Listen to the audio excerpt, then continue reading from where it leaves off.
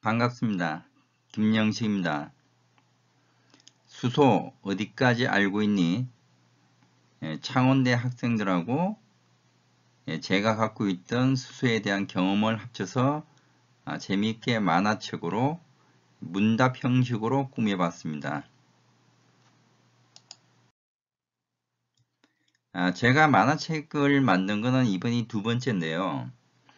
첫 번째는 사내 직원 교육용으로 만들었는데 좀 생각보다 난이도가 있어서 이번에는 일반인들, 특히 대학생들 수준으로 좀 쉽게 제작을 하였습니다. 그래서 창원대 산학협력단과 정재훈 교수님 등에게 이제 감사를 드립니다. 특히 서포터즈 분들에게는 다시 한번 감사를 드리고요.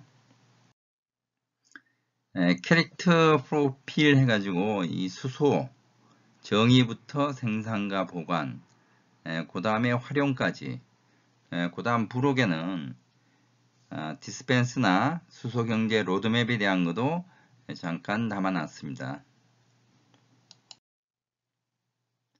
캐릭터에 대한 소개입니다. 수경이는 학생이고 방울이와 팡이, 그 다음 제임스는 수소연구소 연구원 및 연구소장님이 되겠습니다.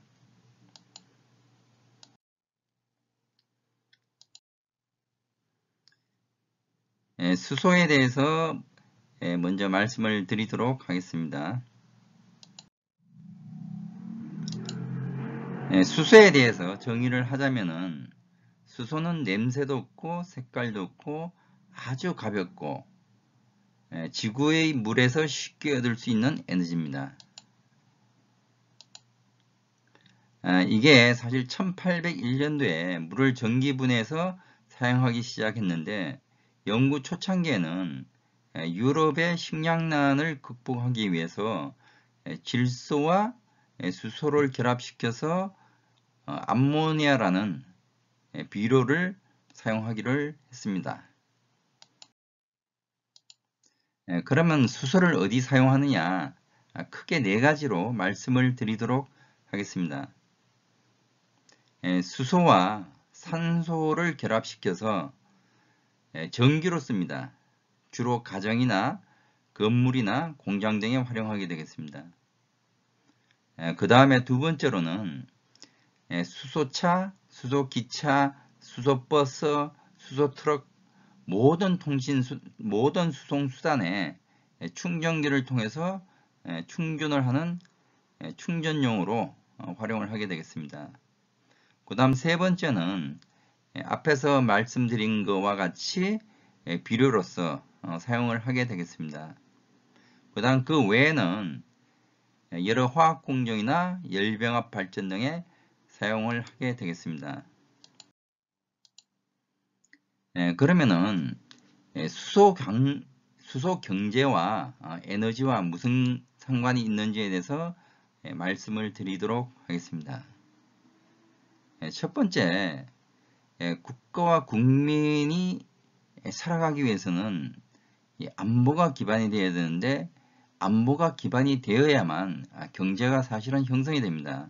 그래서 이 수소 경제 속에 에너지가 들어 있습니다. 그러면은 안보의 세 가지에 대해서 제가 설명을 드리도록 하겠습니다. 보통 한 나라가 존속하기 위해서는 세 가지를 따집니다. 그 첫 번째가 식량입니다. 그래서 자급자족할 농업 기반을 쌓아두기 위해서 모든 국가들이 식량을 비축을 하고 그 다음 자급자족할 수 있는 환경을 만들고 있습니다. 그 다음이 에너지입니다. 원자력이나 수소, 석유 등 많은 에너지가 존재합니다. 특히 우리나라 같은 경우는 에너지의 97%를 수입을 하기 때문에 수입에 대한 의존도가 굉장히 높습니다. 만약에 해외에서 가격을 올리면 우리는 그대로 살 수밖에 없습니다. 또한 해외에서 수입을 할 수가 없는 환경이 된다면은 말 그대로 원시 시대로 돌아가게 됩니다. 휴대폰이건 TV도 볼 수 없고 여름이 아무리 더워도 에어컨도 못 켜고 겨울에는 난방기를 틀 수도 없겠죠. 특히 수송수단도 없기 때문에 옛날처럼 말을 타고 다니거나 걸어 다니는 이런 원시 시대가 도래하게 될 것입니다. 그 다음에 세 번째가 국방입니다. 결국 식량이나 에너지 부분이 해결이 되지 않는다면 어떻게 하느냐? 전쟁을 일으켜서라도 그 나라가 존속하기 위해서 싸울 것입니다. 그래서 사실은 중국, 미국, 러시아 이런 데들이 국방을 키우는 것도 사실은 이러한 1차 식량이나 2차 에너지를 대비하기 위해서 이렇게 국방을 키운다고 보시면 되겠습니다. 그러면은 국내에서도 에너지를 생산을 해야 되는데 지금 정부에서는 신재생 에너지를 2030년까지 20%를 끌어올리겠다고 지금 약속도 했고 그 다음 이거를 달성하기 위해서 굉장히 노력을 하고 있습니다. 결국 뭐냐? 해외 의존도를 줄이는 겁니다. 그래서 거기서 얻어지는 전기 에너지를 주로 ESS라는 배터리로 에너지를 저장하고 하는 걸로 많이 냅뒀습니다. 근데 배터리의 저장 기간이 그리 길지 않고 그 다음 충방전이 계속 일어나는 경우도 있고 또 신재생 에너지는 특히 이제 많이 사용하는 방식이 풍력이나 태양광인데 이게 바람이 불지 않는다거나 날씨가 흐리면은 사실은 사용을 할 수가 없습니다. 그래서 실질적으로 이제 수소를 활용하는 방법에 대해서는 제가 다시 말씀을 드리자면은 신재생 에너지를 이용해서 나오는 전기를 가지고 수전을 해서 수소를 만들면은 거기에 이산화탄소를 섞어서 메탄을 만들어서 열병합 발전이나 버스 연료, 보일러 등으로 사용할 수가 있습니다.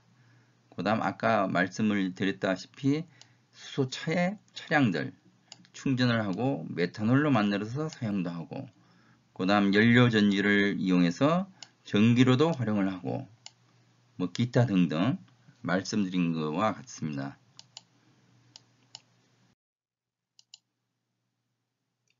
결국 수소 경제라 하면은 현재의 에너지원이 화석연료입니다. 석탄이나 석유 이러한 것을 기반으로 하고 있던 경제 구조를 수소 중심으로 바꾸자는 겁니다. 유럽에서는 독일이 가장 앞서 있고 미국은 캘리포니아를 중심으로 운영을 하고 있습니다. 노르웨이, 중국, 일본, 호주와 같은 나라들도 한국처럼 시작을 하고 있습니다. 그러면은 수소의 장단점에 대해서 말씀을 드리도록 하겠습니다. 수소에 있어서 가장 큰 장점은 지금까지는 이제 화석연료를 보시면은 사실은 중동이나 어떤 특정 국가에서 생산되는 독점 에너지입니다. 즉 에너지 생산이 편중되어 있습니다. 그러나 물은 지구에서 차지하는 비율이 한 70% 됩니다. 물론 우주에서도 한 75%, 우주에서는 수소의 양이 한 75% 됩니다. 그러나 실질적으로 지구만 놓고 봤을 때는 물은 많고 어느 나라가 공평하기 때문에 에너지의 독점이라는 것이 없습니다. 결국 평등하게 된다는 거죠. 그래서 수전해를 통해서 만약에 수소를 생산한다면은 생산과 소비를 어디나 공평하게 사용할 수 있는 겁니다. 그 다음 두 번째로 수소에너지는 화석연료에서 나오는 이산화탄소, 지구온난화 등에 대한 환경오염을 방지할 수 있습니다. 그 다음 세 번째는 경제성입니다. 수소 전기차는 수소 1kg으로 100km를 주행할 수 있습니다. 즉 연비로 따졌을 때 연비를 금액으로 환산하면 한 8,000원 정도 됩니다. 근데 경유와 휘발유는 한 13,000원, 17,000원 정도. 요건 물론 2019년도 기준입니다. 그래서 이런 면으로 봤을 때는 상당히 경제성이 있다라고 이야기를 할 수 있습니다. 물론 현재 전기차와 비교해서는 경제성이 조금 떨어지는 것은 맞습니다.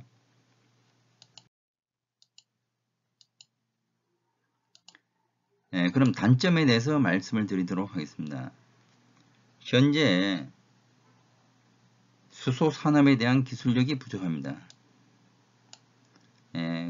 그 다음에 산업이 활성화되지 않았기 때문에 아직까지는 가격 경쟁력이 조금 떨어집니다. 그 다음에 수소에 대한 국민에 대한 인식이 부족합니다. 왜냐하면 수소 폭탄이라는 부분이 있고 그 다음에 노르웨이의 폭발, 강릉의 폭발 사고 이런 것 때문에 사실은 아직까지는 국민들이 수소 폭탄에 대한 두려움을 가지고 있습니다. 실상은 수소 폭탄은 우리가 만들고 싶어도 만들 수는 없습니다. 그건 다음에 설명을 드리도록 하겠습니다. 그 다음에 정부에 대한 컨트롤 타워가 부재했습니다. 그러나 7월 1일 날 수소경제위원회에서 수소를 전담할 수 있는 수소산업진흥원이 발족이 되면서 앞으로는 탄력을 받을 수 있다라고 생각을 하고 있습니다.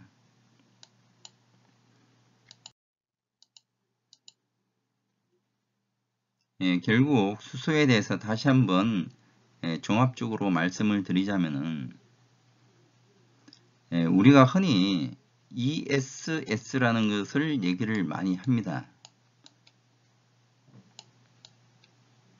이거는 에너지 스토리지 시스템입니다. 결국 에너지를 저장하는 장치인데 현재까지는 우리나라 같은 경우는 주로 배수로 저장을 했습니다. 즉 다시 이야기하면은 배터리로 저장하는 장치였습니다. 그러나 해외는 이러한 헬스 중심으로 지금 바뀌고 있습니다. 배터리에서 하이드로젠으로 하는 거죠.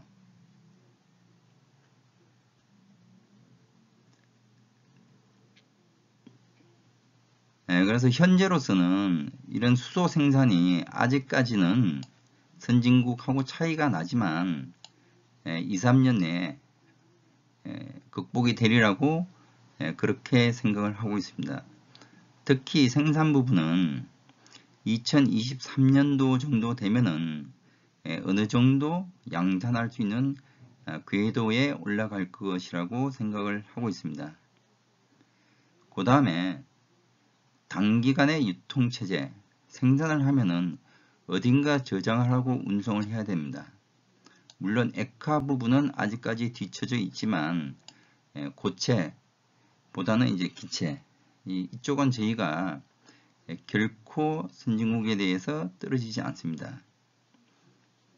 그 다음에 연료전지 부분은 확실히 강점을 가지고 있습니다. 그 다음 이걸 활용하는 방법은 뭐 이렇게 수송 과정 발전용으로 이용을 하고 있습니다.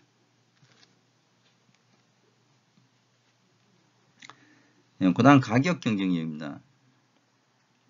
가격을 경쟁을 할 수 있으려면 사실은 내수가 활성화되어야 하는데 대한민국이 가지고 있는 그 인적 인프라 인구수를 따지면은 아직까지는 조금 어렵습니다.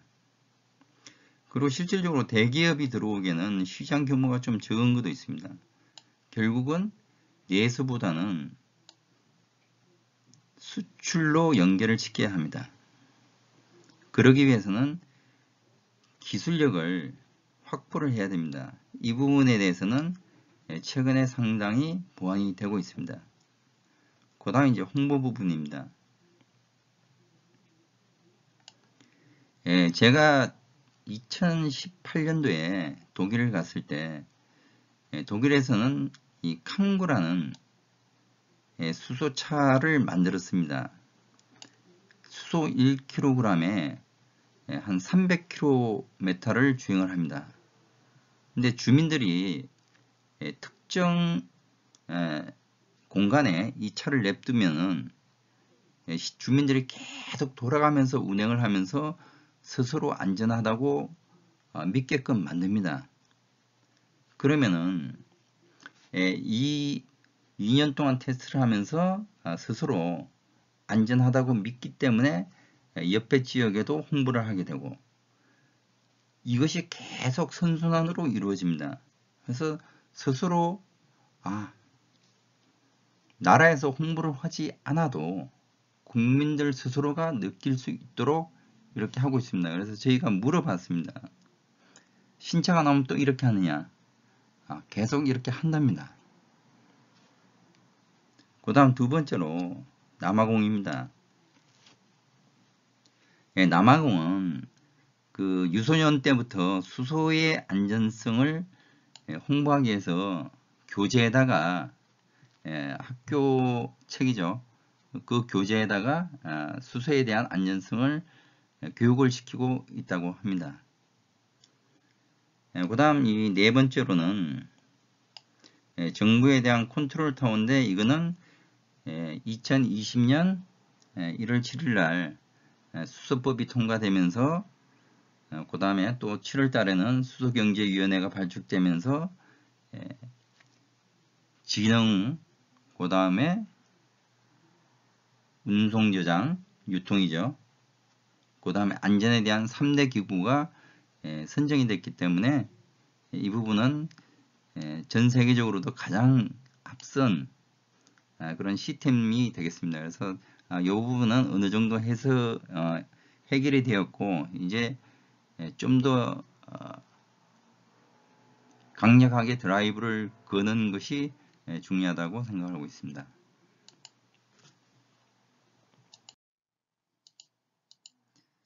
그 다음에 수소에 대한 안전성은 사실은 그 전 세계적으로 미국 화학공학회에서도 발표를 했는데 폭발성을 놓고 봤을 때 수소를 1이라고 봤을 때는 도시가스는 1.03, LPG는 1.2, 그다음 휘발유는 1.44.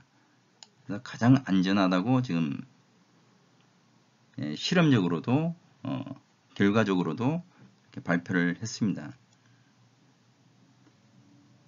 그 다음에 수소폭탄이라는 얘기가 많이 나오는데 자연 상태의 수소는 99.98%의 경수소와 나머지 0.02%의 중수소로 구성되어 있습니다. 그래서 실질적으로 경수소는 폭발 가능성이 없습니다. 근데 중수소는 높기는 합니다. 근데 실질적으로 중수소는 자연 상태로 존재하기 어렵습니다. 만약에 존재를 한다 손 치더라도 폭발력을 내려면 1억 도 이상의 엄청난 온도와 수천 기압의 압력이 필요합니다. 결국은 안전하다는 얘기입니다. 이것이 이제 수소차, 휘발유 차인데 이 폭발 실험을 통해서 실질적으로 전소하는 장면을 볼 수 있습니다. 그러나 수소차 같은 경우는 이렇게 수소가 제일 가볍기 때문에 바로 휘발돼서 날아가는 걸로 이렇게 보시면 되겠습니다.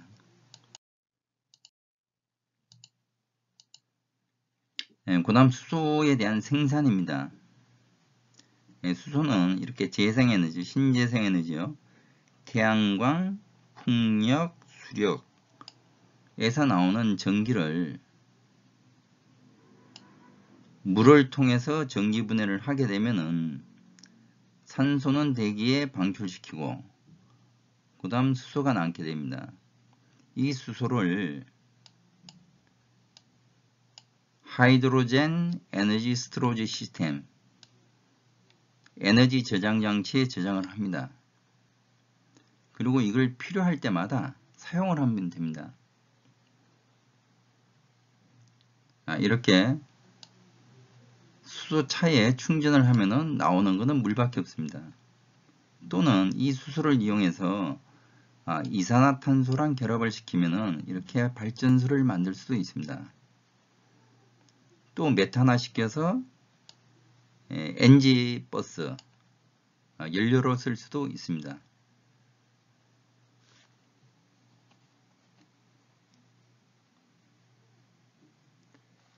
특히 이제 뭐 여기서 제가 설명은 안 드렸지만 앞에서 계속 설명을 드렸기 때문에 언제든지 필요에 따라서는 산소만 받아들이면은 이 전진기로 사용할 수 있습니다. 가정이나 건물이나 공장 같은 경우.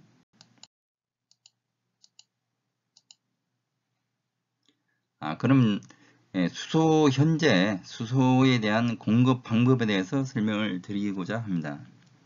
수소는 현재 부생수소가 대부분입니다. 나프타 분해 공정에서 부가적으로 나오는 수소입니다. 지금 여러분이 알고 있는 수소 충전소의 수소는 이 부생수소를 이용하고 있습니다. 그 다음 추출수소입니다. 이거는 천연가스를 개질해서 수소를 생산하는 겁니다. 이 CH4를 이게 메탄이죠. 가스죠. 여기에 물을 H2O를 넣게 되면은 결국은 이산화탄소가 빠지고 수소만 남게 됩니다. 결국은 문제는 이산화탄소가 발생되는 것이 조금 문제입니다. 그 다음 세 번째가 수전해입니다. 물을 전기분해해서 수소를 추출하는 방식. 또 그 다음에 이제 바이오가스를 이용하는 방식. 그 다음에 액화수소를 수입하는 방식도 있습니다.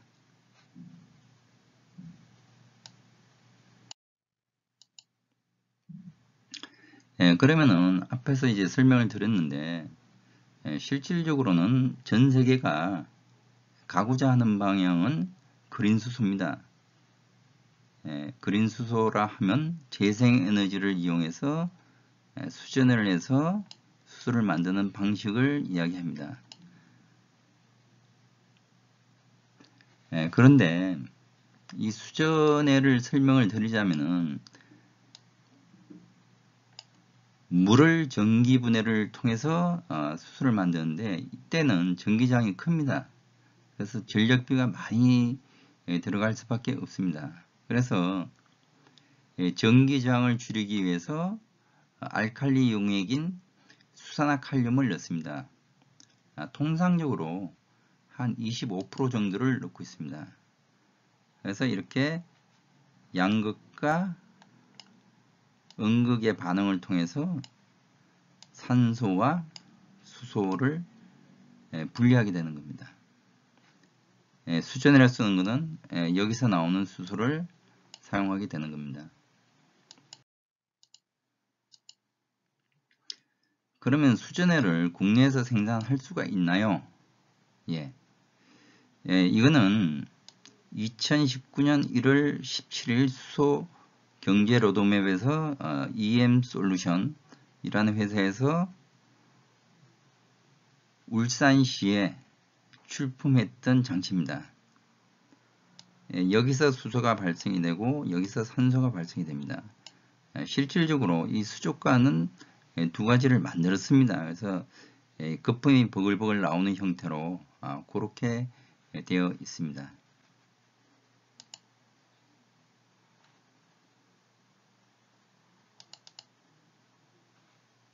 그래서 언제든지 그 회사를 가면은 수소가 발생되는 것을 볼 수가 있습니다. 요거는 여러 군데 출품한 경력이 있고 모든 사람들이 쉽게 볼 수 있도록 이렇게 따로 별도로 1노말 루베짜리를 만든 겁니다.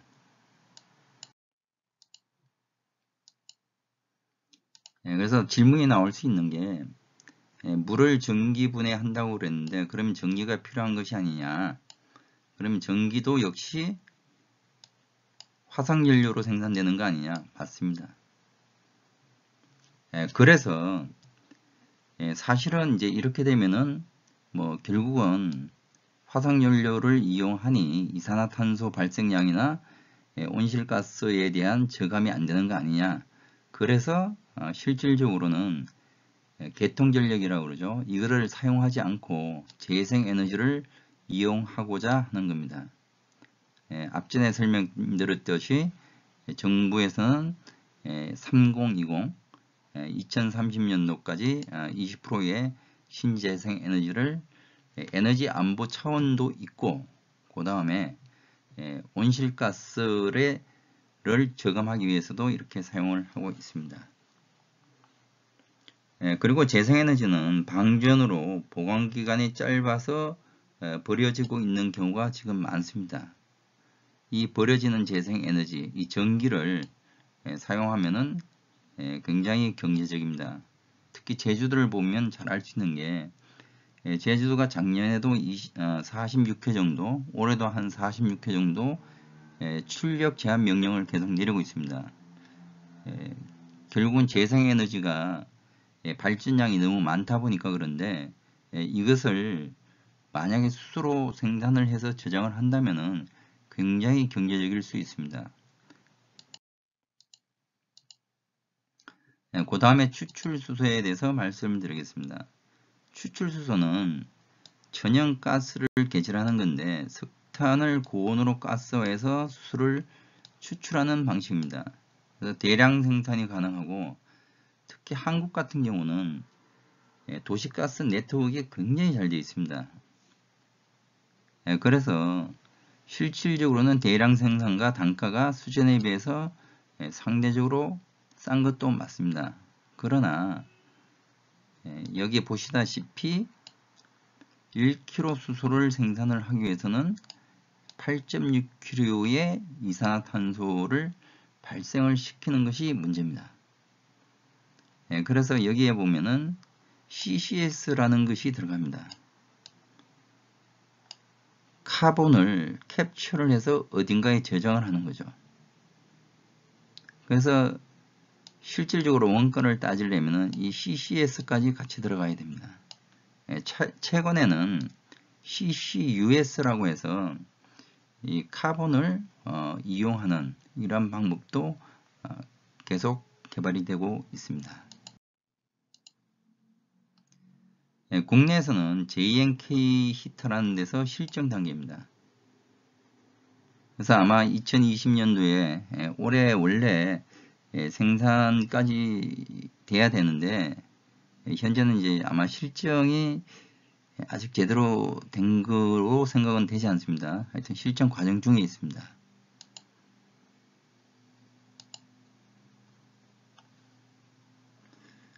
그 다음에 이런 수소가 활성화되기 위해서는 뭐 인프라나 이런 부분에 대해서 정부가 제도적으로 기업을 좀 뒷받침을 해 줘야 됩니다.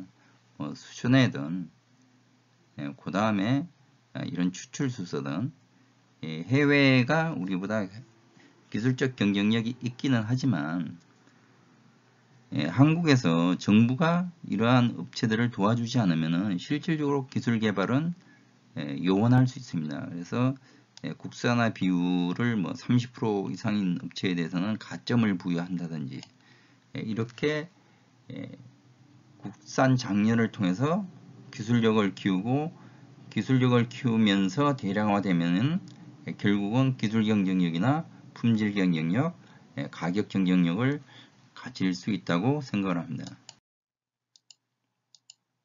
그 다음 저장 부분입니다.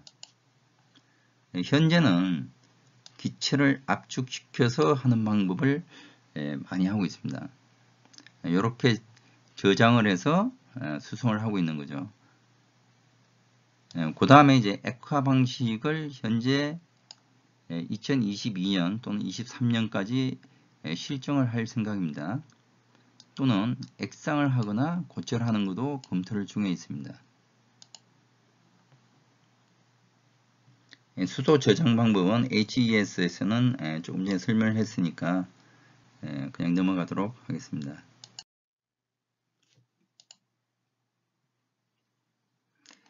그 다음에 계속됐던 이 베스, 배터리로 저장하는 거, 그 다음에 이제 헤스, 하이드로젠, 수소로 저장하는 거에 대한 비교표입니다.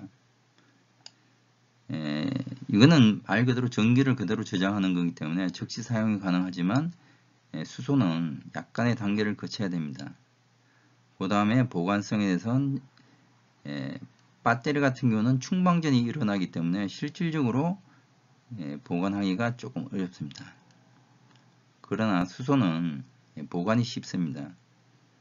보관보다 더 용이한 것은 필요한데 아무 때나 용기를 가지고 운송을 할 수 있기 때문에 따로 별도의 송전선로나 이런 과정이 필요가 없습니다. 그다음 공간 부분을 보면은 이쪽은 상당히 많이 차지하고 수소는 비교적 적습니다. 그 다음 시설 비용도 사실 수소가 굉장히 경제적입니다.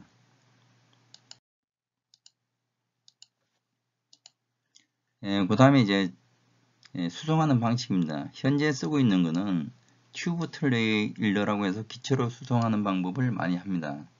그 다음 에카는 아직까지는 하지는 않고 있지만 25년도 정도면 아마 활성화될 걸로 예상을 하고 있습니다.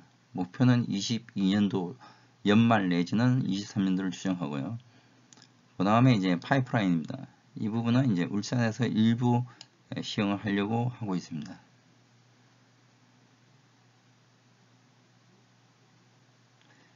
실질적으로 현재는 이 TT로 수송하는 게 운송비가 상당히 많이 듭니다. 왜냐하면 이제 현재는 200바인데 국내에서 현재 450바 정도가 아마 좀 있으면 출시가 될 겁니다. 그러면은 운송비가 한 절반 정도로 줄어들 걸로 예상은 하고 있습니다. 그리고 에카수소도 빠르면 2022년 아니면 23년도에는 구축이 될 걸로 생각을 하고 있습니다.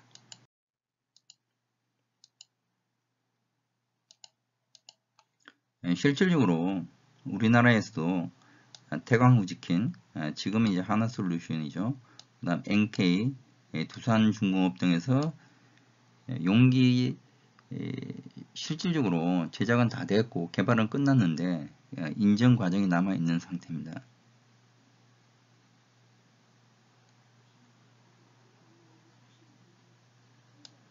이 부분 가점, 국내 기술 가점 부분은 아까 설명을 드렸던 부분이고요.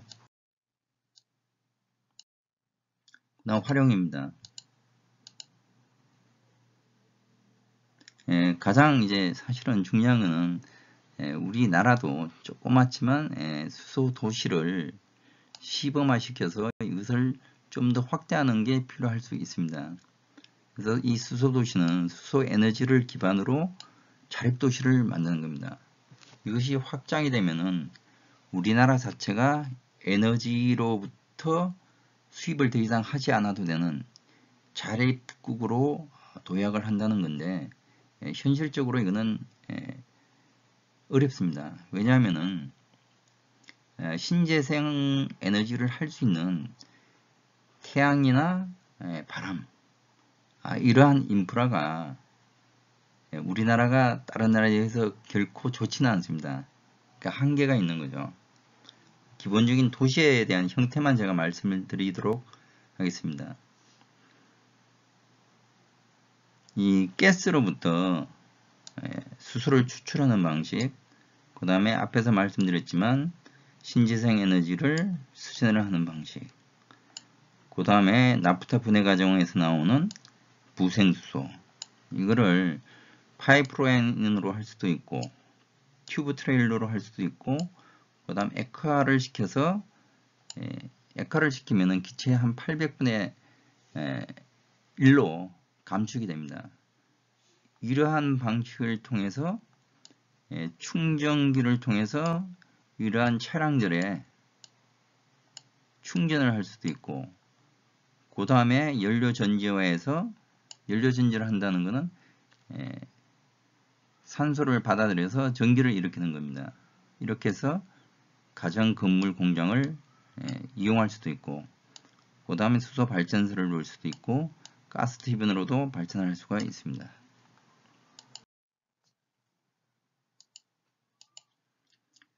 그럼 수소차는 제가 이제 계속 전기를 만든다고 그랬는데, 수소와 공기 중의 산소를 직접 반응시켜서 전기를 생산하는 연료전지 차량입니다. 결국은 잘 생각해 보시면은 물을 전기를 통해서 수소와 산소를 분리를 한 거고, 거기서 발생된 수소를 우리가 평상시 저장을 하고 있다가 필요할 때 산소를 끄집어 들이면은, 대기 중의 산소를 받아들이면은 다시 거꾸로 전기를 발생하는 거죠. 그래서 발생한 게 지금 이제 넥소입니다. 옛날에 이제 투싼이 전 세계에서 양산 차량으로는 처음이 나왔습니다. 그러다가 지금은 이제 그때는 사실은 이제 좀 활성화가 되지 않았던 게 수소에 대한 활용성 때문에 생산 단가도 높았고, 그래서 이 실현하기가 좀 쉽지는 않은데, 지금 넥소는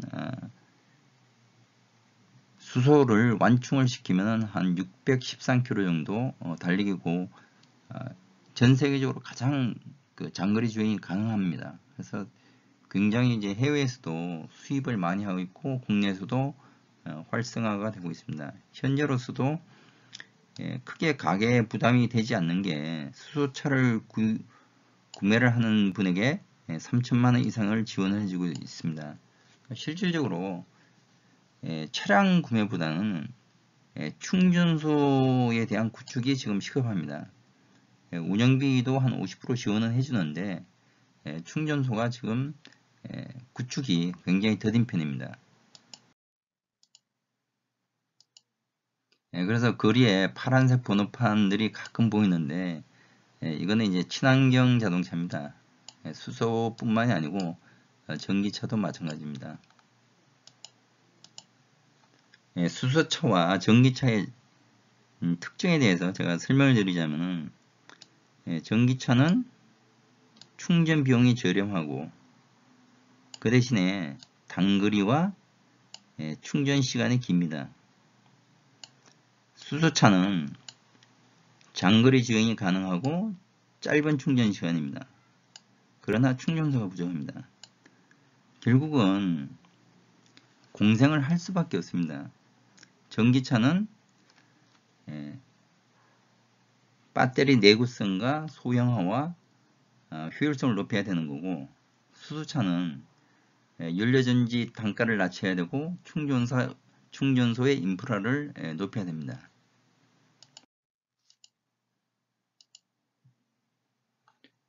충전소에 대해서 제가 설명을 드리도록 하겠습니다. 이거는 뭐 제가 뭐 어디서 수소가 나왔든지 간에 현재 방식으로는 튜브 트레일러를 통해서 압축을 시킵니다. 이것이 한 200바 정도 됩니다. 이거를 900바 이상으로 압축을 시켜서 추가, 결국 용기에 저장을 하는 거죠. 그 다음에 프리쿨러를 통해서 냉각을 시키고, 충전소를 통해서 700바로 수소차 넥소에 충전을 하게 됩니다. 물론 튜브 트레일러 말고 이렇게 수전을 통해서 보관하고 있던 수소나 또는 계질기를 통해서 이렇게 압축을 시킬 수도 있습니다. 이렇게 밖에서 들어오는 거를 오프사이트, 밖에서 온다고 그래서, 그 다음에 자체적으로 수전을 통해서 한다든지 계질을 통해서 충전소 내에서 자체적으로 이렇게 압축을 시켜서 가는 경우는 온사이트 충전소라고 얘기를 합니다.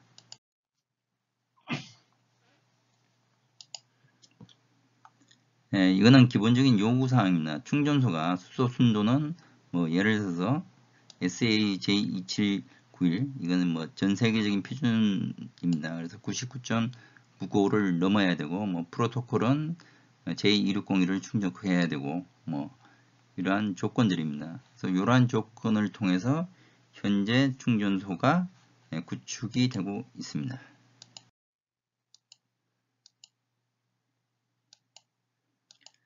앞에서 일부 말씀을 드렸는데 충전소가 자체적으로 수소를 생산해서 공급을 하면은 온사이트, 현재의 방식처럼 튜브 트레일에서 갖고 와서 외부에서 수소를 공급을 받아서 충전을 하게 되면은 오프사이트입니다.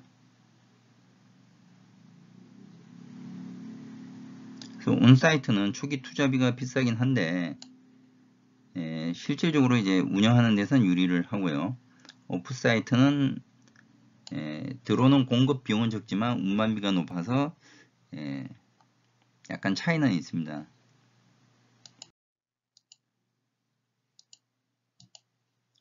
그래서 결국 보시면은 온사이트는 인구가 밀집돼서 수송차의 이용성이 높기 때문에 접근성이 많이 필요할 때 뭐 사용을 하면은 굉장히 유리합니다. 반대로 죄송합니다. 오프사이트 방식은 수소차 이용성이 낮은 지역에서는 자체 공급한 곳에서 저장해서 운반하면 유리합니다. 결국 이제 투자비와 수송에 대한 수송비의 방식에 대한 차이가 될 수 있습니다. 이거는 계속 경제성 분석을 지금 하고 있습니다.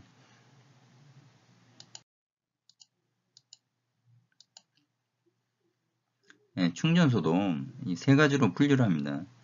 융합 충전소, 복합 충전소, 패키지형 충전소. 융합 충전소는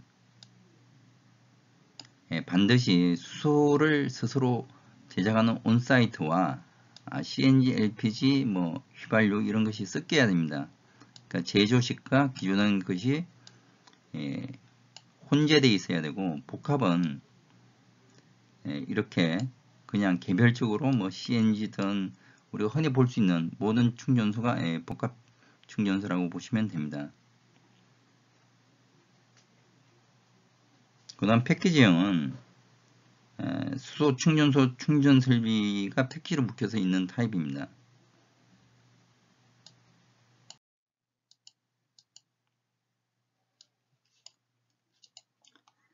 요거는 2018년 기준이라서 현재는 많이 바뀌었습니다. 2018년도 기준으로는 EM 솔루션하고 효성이 거의 뭐 양분을 하고 있습니다. 현재는 많이 바뀌었습니다. 그 당시만 해도 EM 솔루션은 국내 최초로 동시 충전을 해봤고, 그 다음 버스 실증을 해봤고, 그 다음 이제 수전을 이용한 충전소도 구축을 해봤습니다. 뭐 여러가지 빨리 시작을 했기 때문에 여러가지 기록들이 있습니다. 그리고 시간당 20대, 물론 5km를 충전한 게 아니고 1km 이하긴 하지만 뭐 이런 것도 했고, 그 다음 현대자동차로부터 그 당시는 SAJ260을 다시 일본을 유일하게 받은 회사이기도 합니다. 현재는 뭐 제가 알기로는 상당히 여러 군데가 받고 있습니다.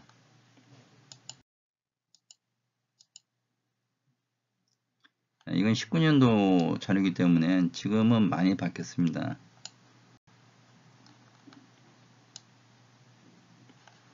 이때는 운영이 뭐 이렇게 22군데 이렇게 되어 있었는데 지금은 한 44군데 정도가 운영을 할 수가 있습니다.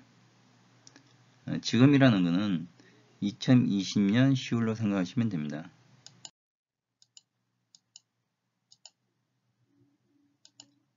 그러면 실질적으로 수소 충전소가 많아야 되는데 왜 부족하느냐? 일단은 기술적 부분도 있고요. 특히 압축기 부분. 그 다음 이제 인력이 부족하기도 합니다. 그 다음에 이제 부지가 있어야 되는데 이 수소 폭탄으로 인한 국민들 인식이 좋지 않아서 부지 구하기가 어렵습니다. 그 다음에 검사 기준이나 장비 등 뭐 해결해야 될 숙제들이 많습니다.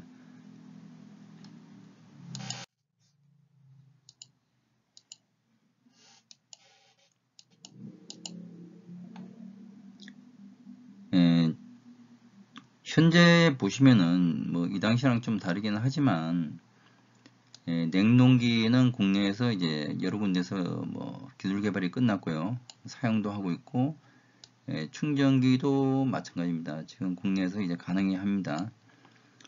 그 다음 압축기는 이제 국내에서 광신과 이제 GTC가 광신은 적용을 하였고 GTC는 실정이 끝난 상태에서 지금 대기 상태에 있습니다.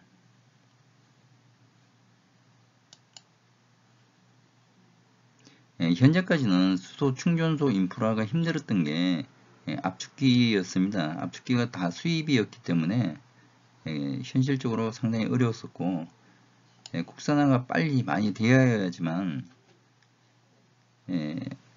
충전소를 많이 질 수가 있습니다. 그리고 해외 부품에서 많이 그 충전소에 대한 많은 부품들이 해외에서 의존을 하기 때문에 AS를 하는데 사실 상당한 기간이 걸렸습니다. 뭐 지금은 AS 창고를 만들고 해서 좀 많이 나아졌긴 하지만 아직까지는 쉽지가 않습니다.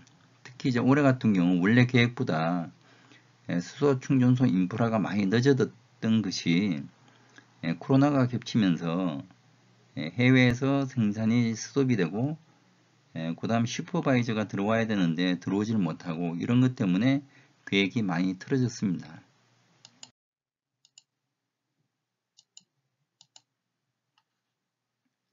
이거는 수소 충전소를 구축하는 절차입니다. 기본적으로 이렇게 뭐 킥오프 미팅부터 지질조사, 내진 설계, 기술 검토 이러한 서류 페이퍼워크만 해도 보시면은 이 완성 건다까지 걸리는 기간이 한 5개월 됩니다. 실질적으로는 시운전이 다 끝나고 하려면은 한 10개월 정도 잡으면은 거의 정상입니다. 통상적으로 지금까지 흘러왔던 과정을 보면은 보통 12개월이 걸리고 있습니다.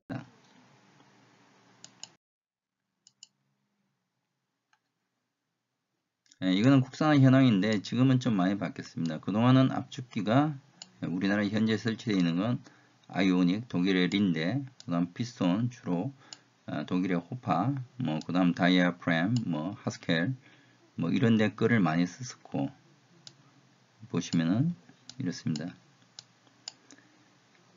광시는 지금 다이아프램은 적용 중에 있습니다. GTC는 테스팅이 끝났는데 아직까지 국내에서 발주자들이 적용을 하고 있지는 않습니다. 특히 이런 이제 그 국산 업체들을 많이 써줘야 되는데 아직까지는 좀 꺼리고 있는 상태입니다. 용기는 타입 1부터 4까지 있습니다. 뭐 이거는 철이고 스틸이고 가면서 이렇게 복합 소재로 가는 중입니다. 현재까지는 피바, 파버, JSW를 썼는데 지금 국내에서 이렇게 NK, 두산, 뭐 대강호직행 현재는 하나솔루션입니다. 이렇게 바뀌고 있습니다. 현재 인정 중에 있습니다. 프리쿨러는 뭐 많습니다. 국내에서 뭐 두산도 있고 동화도 있고 뭐 여러 군데가 있습니다. 디스펜스도 이제 뭐 광신, 뭐 효성, EMS, 현재는 또 뭐 MS, ENG 이런 여러 군데가 있습니다. 그럼 수소 산업의 미래는 포크리프트, 드론이 현재 급성장할 거고요. 그다음 이제 기차와 선박도 수소 연료로 대체가 될 겁니다. 미국에서는 지금 활성화되고 있고요. 그 다음 드론도 이렇게 상당히 좀 활성화돼서 움직이고 있습니다. 우리나라에서는 이제 뭐 두산 쪽에서 이제 강력하게 이제 진행을 하고 있습니다. 그 다음에 이제 수소 열차입니다. 독일은 이미 주행 중에 있고요. 한국에서는 현대 로템이 현재 추진을 하고 있습니다. 그 다음 선박도 이미 지금 진행이 되어 있습니다. 그 다음 이제 플라잉카입니다. 에어택시라고도 얘기를 하는데 이게 25년도 되면은 뭐 상용화가 되지 않을까라고 추측을 하고 있습니다.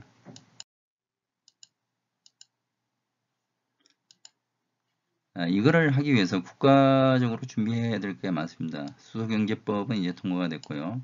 그 다음 시험 설비들이 필요하고, 그 다음 부품이나 설비를 시험할 수 있는 실정센터가 있어야 되는데, 현재 이제 영월, 강원도 영월에 이제 에너지 안전센터가 있고, 그 다음 대전, 전북 등에서 준비를 하고 있습니다. 그 다음 각종 표준화와 제도가 필요가 하고,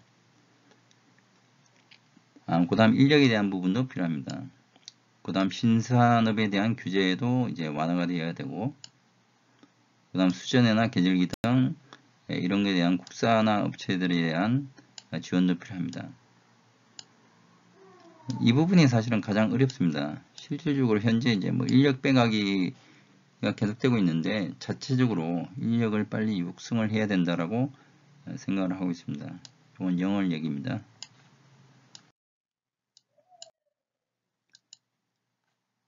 이게 2019년 1월 17일 날 울산에서 문재인 대통령께서 발표하신 수소경제 로드맵입니다. 이거는 충전소 유형 및 설치 비용들입니다. 참고로 하시면 될 것 같습니다. 그 다음 충전기에 대한 용어 해설 및 타입들입니다. 그 다음 프리쿨러 타입입니다. 그 다음 P2G는 쉽게 얘기해서 파워 투 가스입니다. 재생에너지로부터 나오는 전력을 가스화 한다는 겁니다. 실질적으로 얘기하는 건 이제 P2H가 될 겁니다. 수소로 전환한다는 거죠.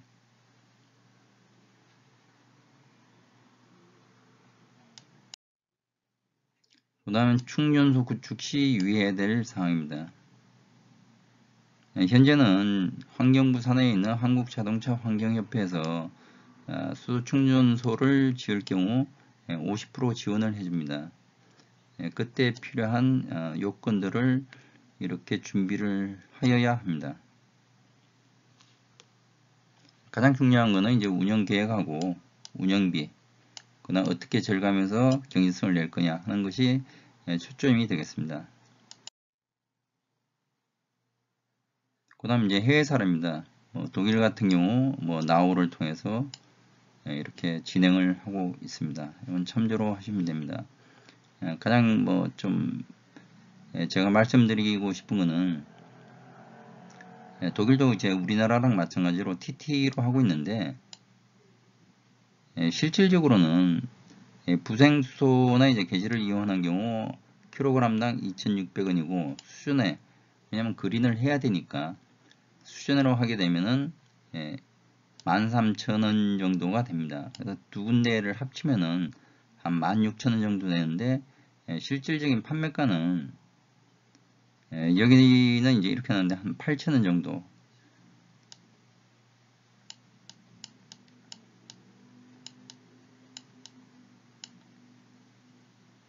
약 5대5로 혼합해서 그러니까 부생수소를 50%, 그 다음에 이제 그린수소를 50% 쓰는 것을 권장을 하고 있습니다. 이 강제사항은 아닌데 어쨌든 제가 베를린에서 본 거는 두 개를 합쳐서 결국 판매가는 한 8,000원 정도에 팔고 있습니다. 그만큼 그린 수소를 중요하게 생각하고 기술력을 육성하기 위해서 그리고 또 가격 경쟁력을 낮추기 위해서 노력을 하고 있다는 것을 눈으로 확인을 한 그런 경우입니다. 요거는 저랑 같이 이 만화책을 만들었던 그 스포트즈 여러분들에 대한 소감들입니다. 그냥 한번 읽어보시면 될 것 같습니다.